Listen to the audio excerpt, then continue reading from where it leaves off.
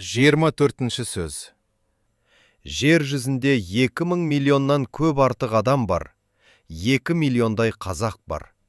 Біздің қазақтың достығы, дұшпандығы, мақтаны мықтылығы, мал іздеуі, өнер іздеуі, жұрт тануы ешбір халыққа ұқсамайды.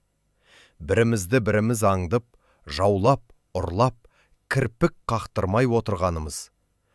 3 миллионнан халқы артық дүниеде бір қалада бар, дүниенің бас аяғын 3 айналып көрген кісі толып жатыр.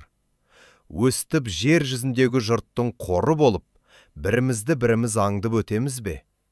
Жоқ, қазақ ортасында да ұрлық, өтірік, өсек, қастық қалып, өнерді, малды түзден, бөтен жақтан түзу жолмен іздеп, өрістерлік күн болар мекен? Әй, не болсын?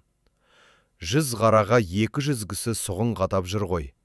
Бірін бірі құртпай, құрмай тыныш таба ма?